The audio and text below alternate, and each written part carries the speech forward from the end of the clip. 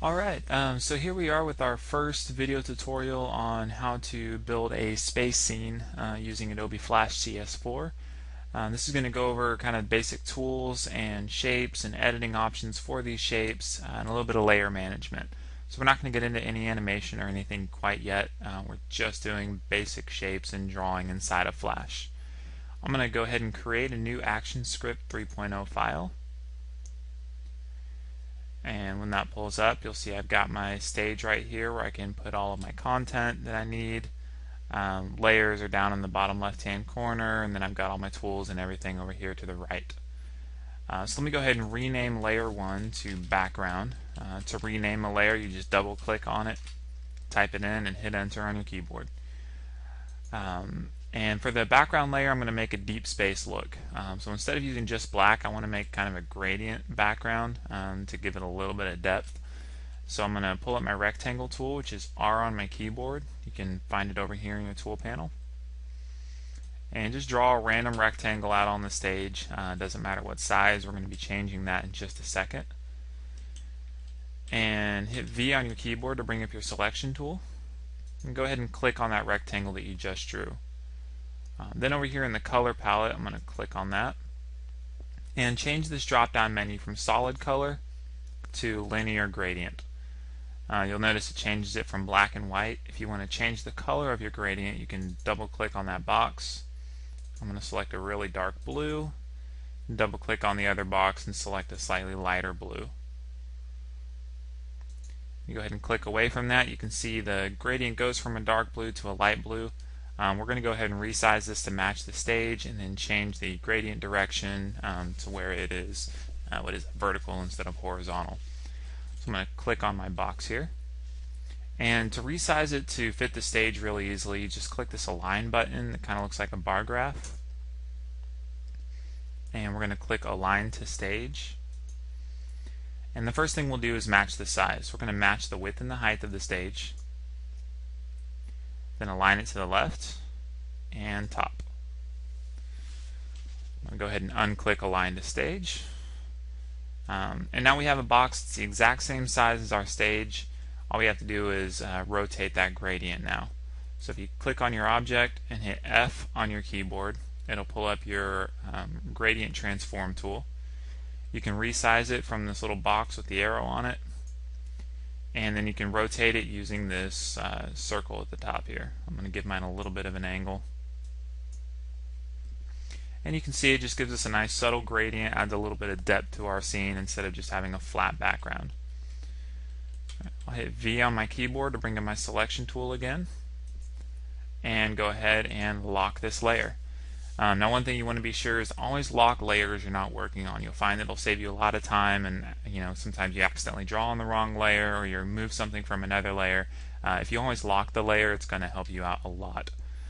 I'll go ahead and create a new layer. We'll call this Rocket. And on this layer I'm going to grab my rectangle tool, which is R on my keyboard again. And let's pick a color for our rocket.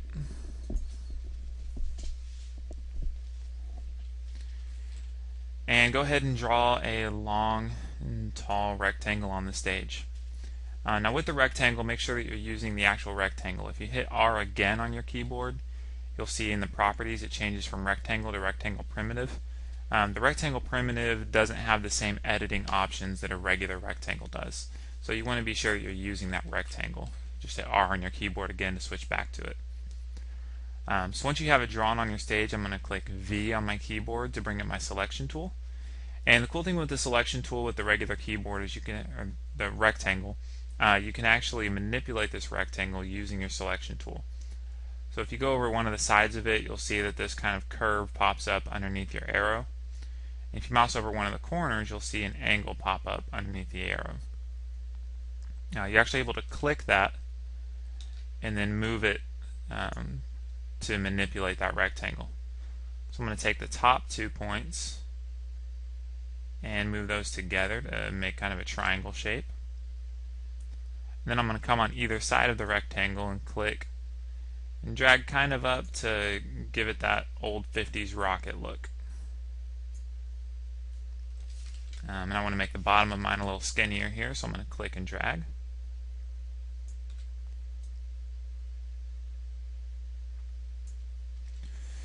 And then I'll go ahead and round out the bottom of the rocket as well. So you should end up with a shape that's similar to this. Once you have that, you can actually go through, and I'm going to put a couple of lines on my rocket. Using my selection tool again, we'll just start outside of the shape and then click and drag until you can draw out a line. You'll notice it selects part of the rocket, not all of it. So from there I can actually go and pick a color for the lines on my rocket.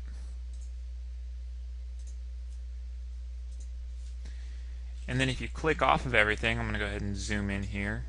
Z on your keyboard brings up the zoom tool. V gets you back to the selection tool.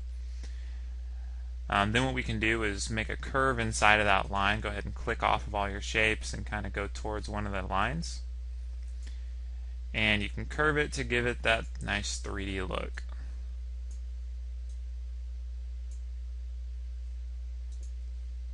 Let's go back to 100%.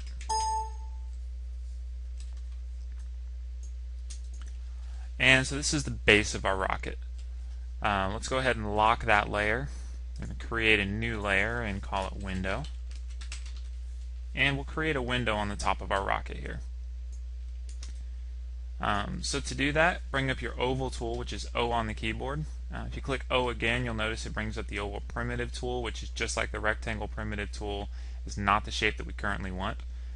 So I'm going to hit O again to go back to my regular oval tool. And let's get a window color here. I'll go ahead and draw out a nice oval about the shape of a window. Now with this window, we could just leave it like this, and I think people would understand it's a window, but let's add a little bit of depth to it and make it look more like glass. So I'm going to go ahead and, using my selection tool, which is V on my keyboard, go ahead and click on that object, hit Control C to copy and Control V to paste. And go ahead and move that away from the current oval, because we're going to do a little something to cut out a shape inside of here. So I'm going to bring up my oval tool again, which is O on my keyboard. And if I were to draw another oval on top of this using the same color, it's actually going to merge those two shapes together, which we don't want. But if I use the same oval tool and select a different color, whenever I draw on top of it and click that shape, it's going to cut into it.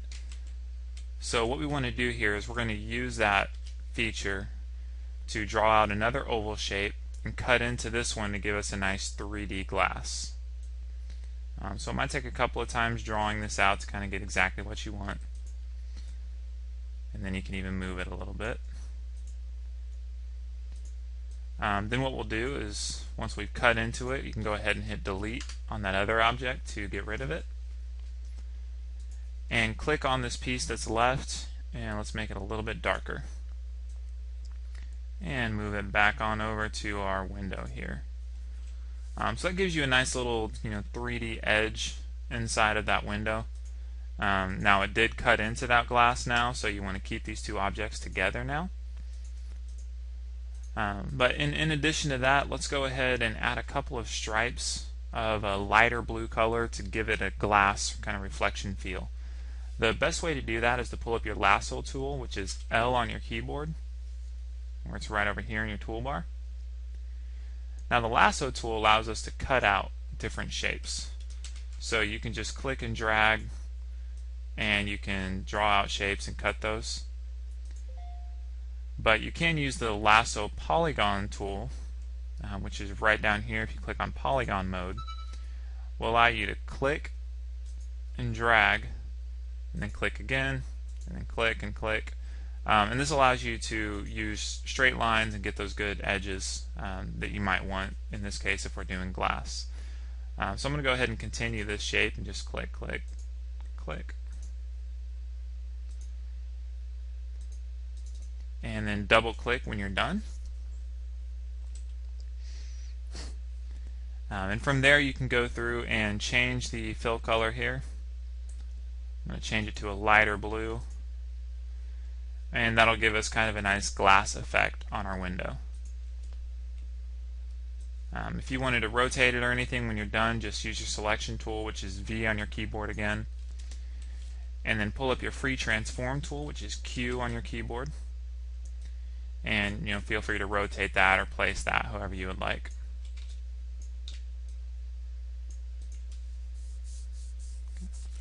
The final thing we're going to do to our rocket here is add a few fins at the bottom. So let me go ahead and lock my window layer, and I'll create a new layer for fins. And we're going to use our rectangle tool again here. I like using my rectangle tool a lot because it's basic shape for a lot of things. I made mine the same color as the stripes. You can do yours different if you'd like. But we'll go ahead and pull up the rectangle tool and draw out a rectangle. And then using our selection tool, which is V on the keyboard, you can grab this upper right hand corner and pull it down a little bit.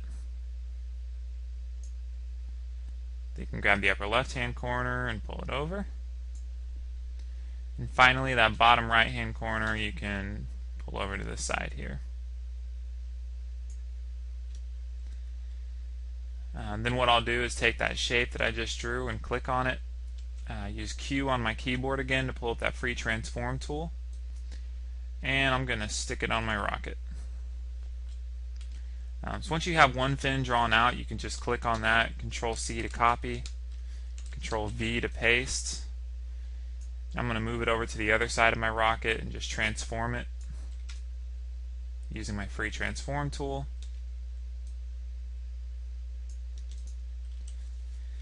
And typically I'll do another fin in the back because you need to have 3 fins stabilizing it. I'm just going to leave it at 2 for this tutorial. But here's my basic rocket. Whenever you're done drawing it out, if you'd like to reposition it, you can unlock all of your rocket layers. Using your selection tool, which is V on the keyboard, you can select everything. Then hit Q on your keyboard to transform that however you would like.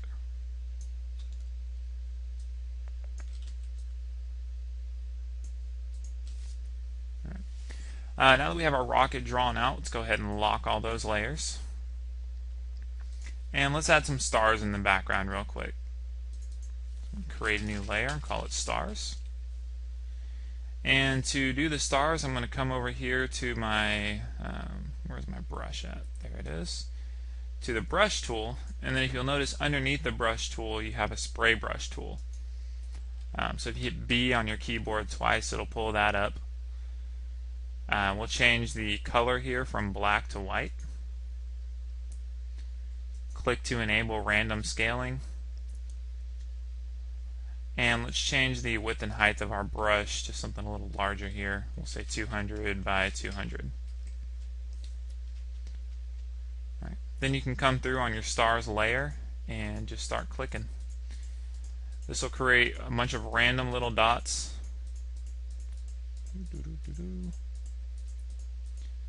And it'll make it look like you have stars in your background.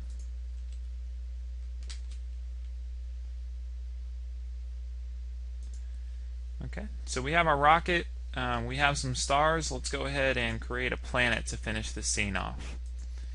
Create a new layer and call it planet. Most planets are circular, so we'll go ahead and pull up our oval tool, which is O on the keyboard. And it doesn't really matter what color you start with because we are going to be using a texture to change the color in just a second here. I'll go ahead and draw out my planet. If you want to draw a perfect circle inside of Flash, just start drawing and hold down Shift. If you want to draw a circle from the center, if you hold Shift and Alt at the same time, it'll let you draw it out from the center point. Alright, so let me click on that circle here. And what we want to do is actually put a texture inside of this circle. So I'm going to hop over to Chrome real quick and go to one of my favorite websites, texturelovers.com, for people who love textures. And when I get to this website, go ahead and pull up any texture you would like your planet to be. I'm going to go to Stone and Rock and pull this one from the bottom right hand corner because I know it's a good texture to use. Click Download Texture. And I'm just going to right click and save this image.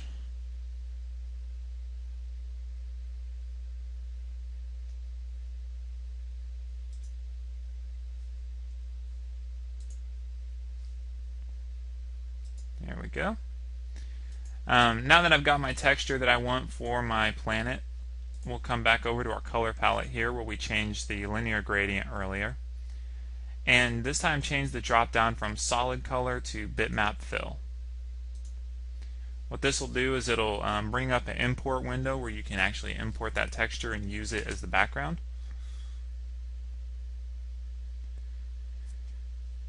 And sometimes Flash is a little slow pulling up that import window, and it's not responding.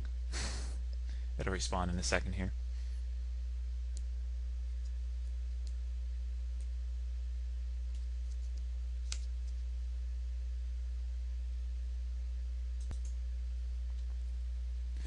Alright, so Flash just pulled up my import window here. Let's go ahead and pull in that texture. Say open. And you'll see the texture now appears in the background for that object. You can pull up your free transform tool, your texture gradient transform tool, sorry, to transform that gradient if you would like to. You can rotate it, you can scale it, you can do whatever you'd like with it. I'm going to actually leave mine kind of large here. And then what we want to do, I'm going to zoom in on that planet real quick. I'm going to copy and paste this to create another circle. Say Control C and Control V. Let's move that away so they don't intersect each other. And I'm going to come back over to my color palette and change that to a radial gradient. What I want to do now is give my planet a little bit of depth. So we have, you can see the radial gradient here goes black, that darker blue to the center, to the lighter blue on the outside. I'm going to change it to where that outside is going to be black. And the inside, I actually want to change it to black real quick. But I'm also going to come through and lower the opacity. And then I just know from experience it kind of helps if you scoot this over a little bit. But what that does, if you click off of it, it gives you a transparent gradient. So that if I line my two planets up here,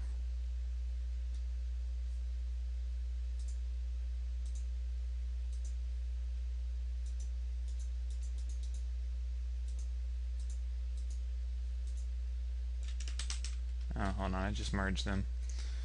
You Control Z a few times. There we go. Before we do that, let's go ahead and group these so that they don't merge into each other. So we'll click on our planet and say Control G on your keyboard. Then click on your gradient and do the same thing, Control G on your keyboard. That'll group them so they have that bounding box around it. I forgot that they were going to merge, that's why it's kind of annoying. I'm going to come back to my aligning and align these two together. And you'll see it creates a nice pretty planet with a nice gradient around it. If you want to take it a step further, you can go ahead and I'm going to create a new layer to do this. You can make an atmosphere around it, say planet atmosphere. And Control V should paste that circle again because we haven't copied anything else recently. Then I'm going to go up to my color options and change it to a radial gradient again. But this time I want it to go to white. And even though this is at 0% opacity, you'll want to change that to white as well. I'm going to scoot this 100% over a little bit, and then if I wanted to add another block of color, all I have to do is the plus sign right there. And I'm going to pull that down to 0%. Pull this down to about 60. So you should have a 0% opaque white block, one at about 60%, and then another one at about 0%, and make the spacing about like this. What that'll do is give you this kind of neat halo effect. And if I group that object, you can see I can move it over my planet, pull up Q for my free transform tool and resize this to where it's a little larger than my planet.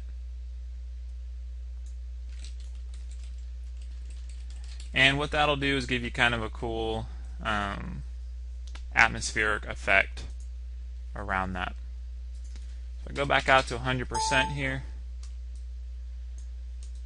You'll see here's my planet. I've got my atmosphere around it, planets underneath. My rocket is spread out over 3 different layers. The star's background and my regular background. So this is everything you need inside of here to create a space scene. Go ahead and create this, hold on to it. We're going to be animating this in the next tutorial. Thanks a lot.